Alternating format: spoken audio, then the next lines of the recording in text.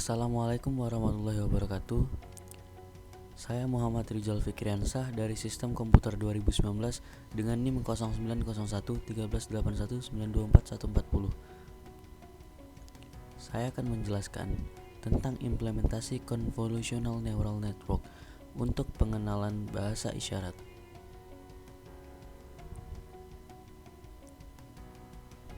Selanjutnya, CNN. Apakah kalian asing dengan itu? Mari kita ulas. Semua berawal dari machine learning, dan salah satu pembelajarannya adalah deep learning. Di sanalah kita mengenal Artificial Neural Network atau yang dikenal dengan ANN. Neural Network adalah model yang terinspirasi oleh bagaimana neuron dalam otak manusia bekerja. Tiap neuron pada otak manusia saling berhubungan dan informasi mengalir dari setiap neuron tersebut. Begini contohnya. Ada input layer sampai ke output. Selanjutnya, Convolutional Neural Network atau CNN adalah pengembangan dari Multi-Layer Perception (MLP) yang didesain untuk mengolah data dua dimensi. CNN termasuk dalam jenis Deep Neural Network karena kedalaman jaringan tinggi dan banyak diaplikasikan pada data citra. Tahapan pertama adalah pengumpulan data. Di sini saya mendapatkan data example dari GitHub dan linknya adalah tersebut. Saya mendownload dataset berupa foto-foto dari bahasa isyarat angka. Jika yang pertama adalah pengumpulan data, langkah kedua adalah pengolahan data. Di sini saya menggunakan JupyterLab dengan bahasa Python. Model ini dibuat untuk 10 klasifikasi angka 0 sampai 9. Model ini bisa diaplikasikan pada pengenalan bahasa isyarat. Langkah pertama adalah kita membuka JupyterLab. Menggunakan bahasa Python, mengimport beberapa library di sini saya menggunakan keras.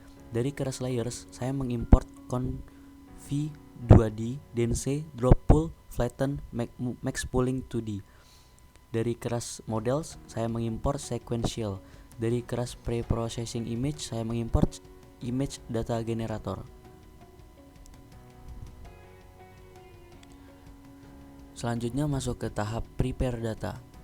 Di sini saya membuat data directory dengan mengambil tempat kita menaruh dataset tersebut. Target size kita isi 100 x 100 karena ukuran image adalah 100 x 100 pixel. Kemudian masuk ke classes.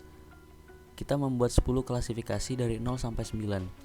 Kemudian membuat dataset yaitu train data gen. Kita menggunakan image data generator, kita augmentasikan dataset kita seperti rescale, zoom range, horizontal flip. Horizontal flip itu bisa false atau true. Kemudian validation split. Kita menggunakan 20% atau 0,2 untuk membagi dataset yang sejumlah 2060 dataset. Di data training, kita melihat terdapat 1653 image yang didapat, dan data testing kita menemukan 409 image. Train gen dan validation gen. Terlihat di sini color mode-nya adalah RGB, sama-sama RGB, hanya dibedakan oleh subsetnya. Yang satu training, yang kedua adalah validation. Masuk ke tahap selanjutnya ada create model. Create model di sini kita mengenal beberapa hal baru seperti stride, activation, serta activation ReLU.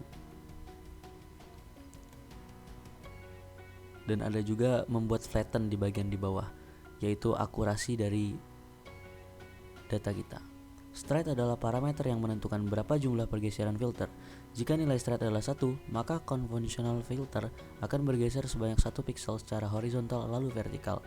Activational function berfungsi untuk menentukan apakah neuron tersebut harus aktif atau tidak berdasarkan dari wake sum dari input. Secara umum terdapat dua jenis activation function, linear dan non-linear activation function, dan ReLU adalah non-linear activation function. Pada dasarnya, ReLU melakukan threshold dari 0 hingga infinite. ReLU juga dapat menutupi kelemahan yang dimiliki oleh sigmoid dan 10. Di bagian flatten juga kita melihat akurasi data. Selanjutnya, apa yang telah kita buat tadi, ini adalah kesimpulannya, yaitu model summary. Terdapat beberapa kesimpulan. Masuk ke tahap selanjutnya adalah compile model. Di sini kita menggunakan 5 epoch. Apa itu epoch? Epoch adalah hyperparameter yang menentukan berapa kali algoritma pembelajaran akan bekerja mengolah seluruh dataset training. Satu epoch berarti bahwa setiap sampel dalam dataset training memiliki kesempatan untuk memperbarui parameter model internal. Bisa dilihat epoch pertama memiliki validation akurasi yang 0,4792, kemudian epoch kedua 0,655, terus yang terakhir epoch 5 validation akurasinya 0,7800. Masuk ke tahap selanjutnya adalah saving model. Model yang kita buat kita save menggunakan JSON. Selanjutnya ke tahap evaluasi dan testing.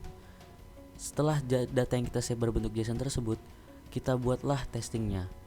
Import numpy, kemudian cv2. Dan dilihat di sini example 5 yang kita tes dan jawabannya adalah prediksi adalah angka 5. Jadi berhasil.